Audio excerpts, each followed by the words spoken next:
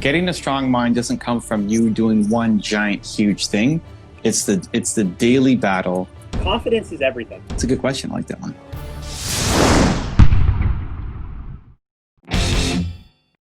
Welcome to the Something to Prove podcast bonus episode where we answer questions. Okay, here we go. First question.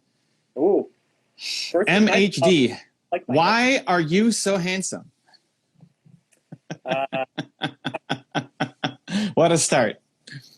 Thank you. That's not the question. Why, Mark? It says why. Why are you so handsome? I don't think that I am, actually. But anyway, confidence is everything, right? So if you can wear certain clothes, if you can feel a certain way, if you can eat certain things, if you can sleep, if you can, I think that attractiveness, more to me at least, is the sparkle in the eye. It's the banter, it's the twinkle, it's what you're wearing, it's how you're carrying yourself. That matters way more. So feel good about yourself, and then you'll come across well. I don't know. I'm going to give credit to my parents. So you don't credit it to confidence or how you feel. You credit it just to gene pool. That's why I'm so handsome. All right, next. Kaina up. Wow. Sorry, I probably butchered that. What's your favorite motivational quote? Oh, wow. There are so many that I pull out depending on how I'm feeling or the moment.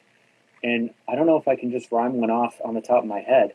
I don't know. I like the idea of just getting 1% better. That's something that someone said to me the other day, that I struggle or focus way too much on trying to get like 10% or 20% or 200% better. Just get 1% better. Just work at that little bit all the time consistently. You are Evan Carmichael, and you can do anything you believe that you can. Said by these people. Let's see how many times we can shut up my parents on today's episode of the podcast. Okay. Let's go. Next. Naveen, how to develop a strong mind. Well, I think that, we get in and out of moments where we're feeling happy and strong and bold and confident, and then we're feeling depressed or worried or sad or scared or whatever it is. And so what I try to do is stack little wins, stack wins. And when I feel myself moving in the wrong direction, when you feel yourself moving from being bold and from confident and having strong things to going the other way, there's a few things you can do. Evan has taught me to remind myself of who I am because his parents taught him to remind himself of who he was. So I say, I'm a Drager. Dragers do hard things. I literally took that from Evan when he was growing up. His parents used to tell him, what line was it? You're Drager Carmichael, and you can do anything you believe that you can. There you go. Believe came right from his parents, right from day one. But I think it's about facing the challenge, right? It's about one, in the moment when you think you can't do it, to say out loud whatever line it is that you need to say to define who you want to be, and then two, have these challenges that you can attack, so that way you can build a sense of confidence and strength in terms of becoming that person that you want to be. So you tell yourself that you're the type of person who does it, and then you go out and you start with the moments when you feel like you don't have a strong mind. So whether that's a weak mind or whether that's you're struggling to stay consistent on something, like when's the opposite of when you feel like you have a strong mind, and then just moving what I call the break line forward, where you give yourself a break. So whatever you find difficult, challenging, when you would normally quit or give up on something, just go a little bit further. Just move the brake line a little bit further. Last week I was working out, and I was on a treadmill, and we were doing this exercise where I was running at inclines that increased. Every minute you go up an incline, but you can't drop your speed. So I think I'm about to run out of breath. I think I can't breathe. I can't go on. I went for 3 minutes past what I thought I couldn't, and then I finally had to take a walking recovery. And so I had two choices, right? I took a walking recovery, which made me feel like I was cheating, right? Why couldn't I go for 5 minutes? Or I could say, wait a minute, I wanted to give up 3 minutes earlier. My brain, my mind told me that I had to give up. And I went 3 minutes past what I thought I could, which is amazing. So a lot of these times when you're facing these types of situations as well, you can choose to beat yourself up, as Evan, you're saying, or you can celebrate how you pushed that little bit further. Yeah, so you just move the brake line forward just a little bit each time. Getting a strong mind doesn't come from you doing one giant, huge thing. It's the daily battle. It's a daily fight against yourself and your limitations and your insecurities. A daily battle, and every day you win a little bit more, you lose a little bit more, and we want to be winning more than we're losing. And so that's just every single day when you would normally quit on something. Think about the project that you struggle with, keeping a strong mind on, and just push a little bit more than you did yesterday. And that's how you gain a little bit more of a strong mind every single day. What's the number one lesson you've learned this year? That as long as you don't give up, I've been so focused on growth for so long and so afraid of contraction. So I've owned the business since 2006. And it's about grow, grow, grow, grow, more team, more revenue, more clients, grow, grow, grow, grow, grow. And I thought that, hey, if a recession came along or something went wrong in the world, I would lose everything. And we're down like 70%. But as long as I'm here, as long as we still are working, as long as we're not giving up, doesn't matter if you shrink, because the shrink is temporary, right? The growth is what you'll be able to get back. So the lesson I learned is not to be afraid of having the dip, of slowing down, of contracting, of getting smaller, as long, because it's not the end, as long as you hold on and you get yourself ready for the next stage of growth that'll come back. The thing that's on my mind is who, not how. So that's a new book that's coming out, but it's a philosophy from Dan Kennedy, I believe.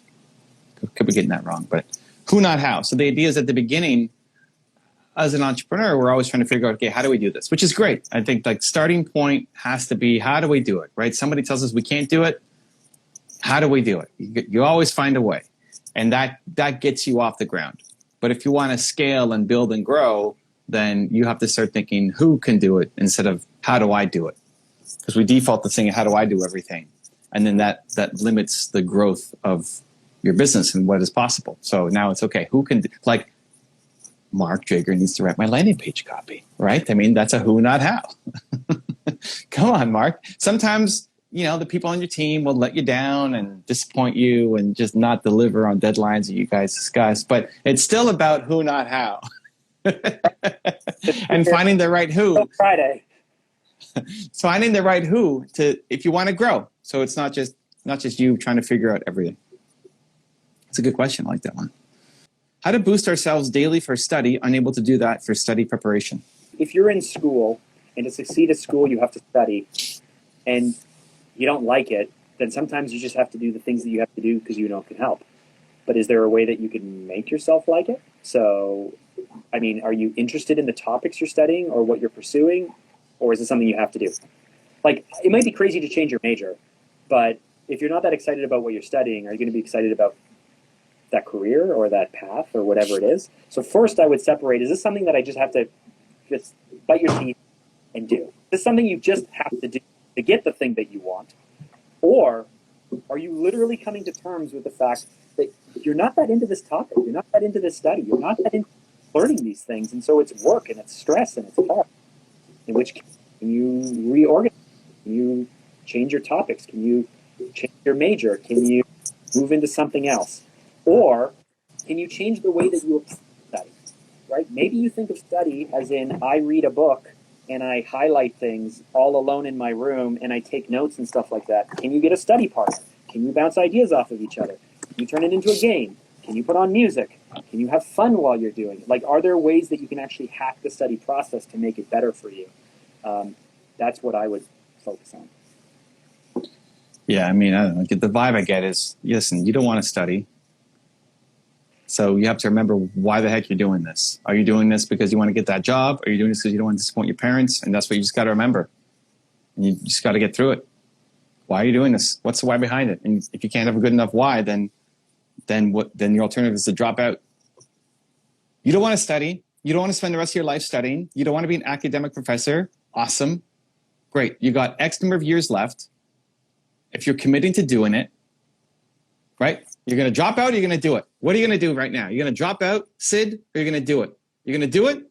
Awesome.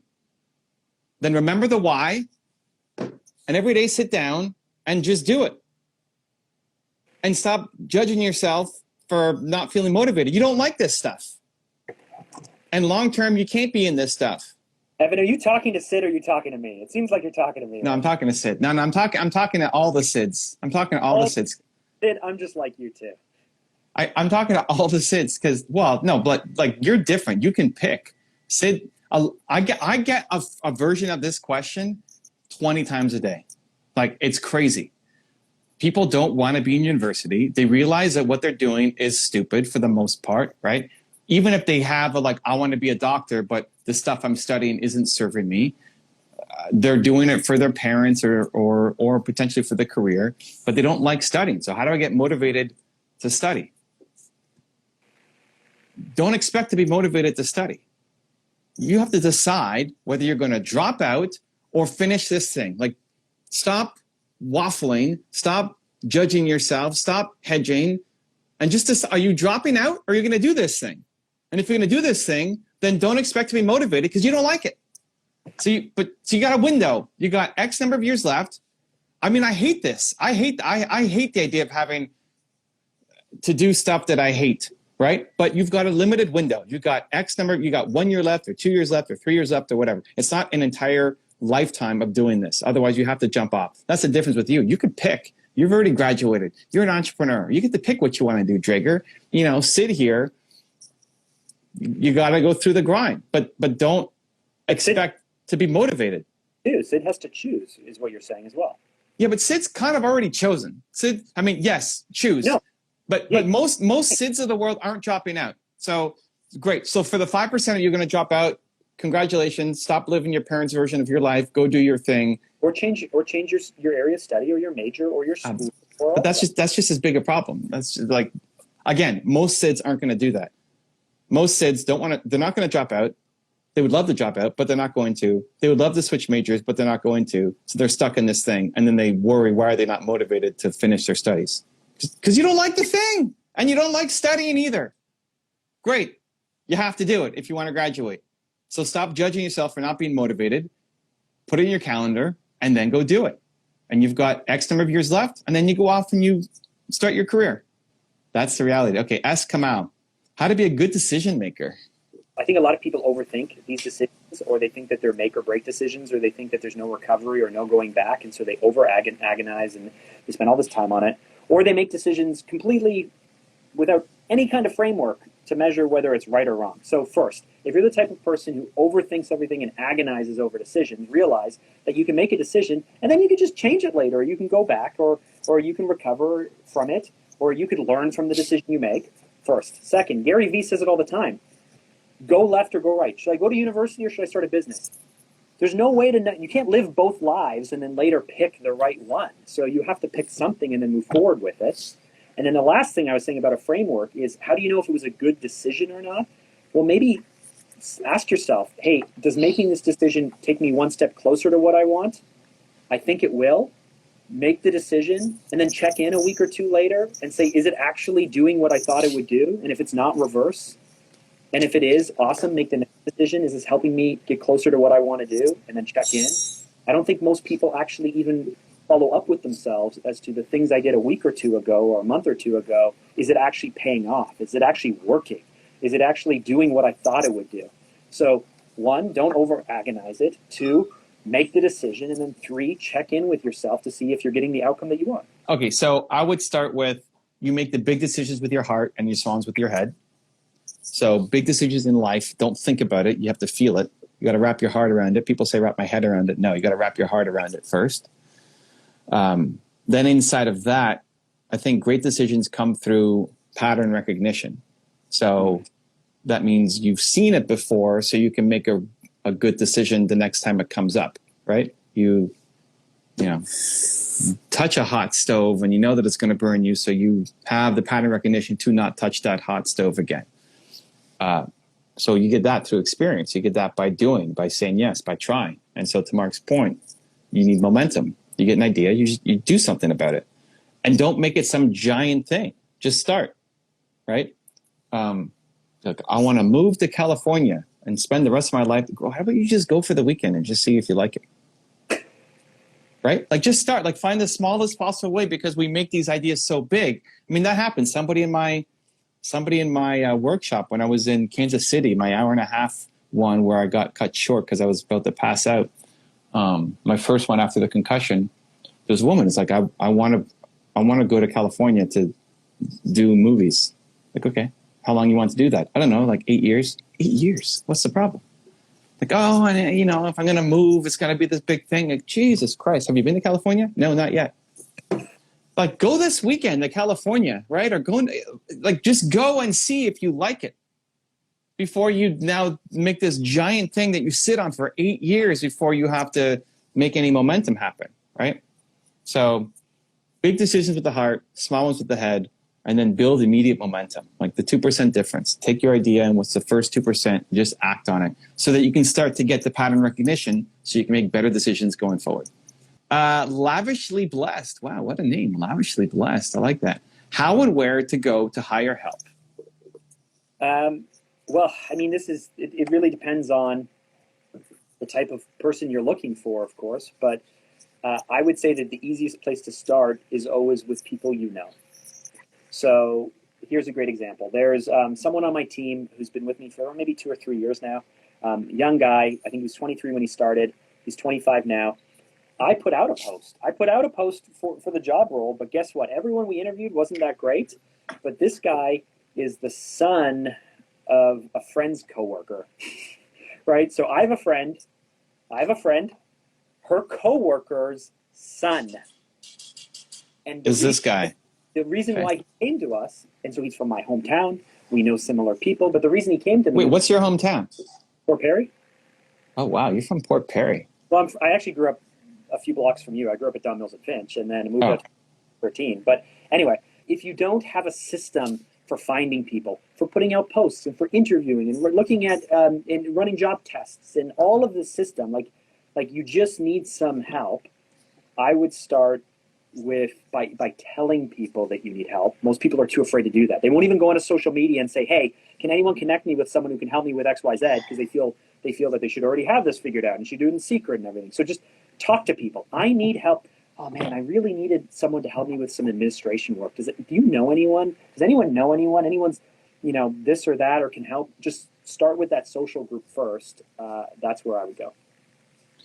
So I right now take a two-pronged approach. Is in one where I try to I look to my network to see who do I like, like especially if it's got to be a position that's close to me. Who do I like working with? Who do I like being around? And then I struggle to try to find like, okay, how can I spend more time with this person, and how can I potentially work on something together?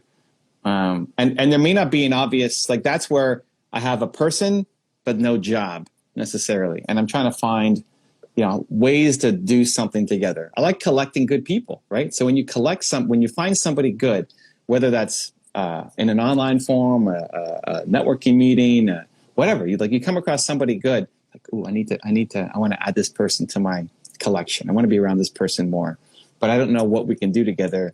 But I'm constantly kind of thinking about them and trying to find a way to do something together. And I've had great, success with that kind of stuff. The other one is when I have a job and I'm trying specifically to find somebody, I'll often, we use Upwork a ton. So Upwork.com will post, we've probably got a couple jobs outstanding right now. We've hired, I don't know how many people through it, lots of people through it. I like finding people who have no skills almost and just like building them up. Like it makes me super happy. We never hire, like the person doing all of our thumbnails now. As like no experience. Yeah, like we taught them Photoshop and we taught them, all of this stuff. And that just makes me so happy. It's like taking somebody who didn't ever believe in themselves, like just wanted to do data entry or some, crappy job. And then we teach them something new and give them a skill set. Make that always, maybe that's part of the believe brain, but that always fills me up. And then I guess a third, if I have a job, but I don't, I need to be close to me, I'm looking through my network to see who do I know that might fit this role and work on some small task together. and see how well it goes and if I want to dive further in. Yeah, so we've got about 30 people on the team, and need more soldiers, need more generals, both. We're hiring. Let's go. That's our episode, guys. If you want to learn more about Some of the Proof podcast, you can find us on Apple Podcast or on YouTube or on any of the podcast things. Just look for Something to Prove podcast.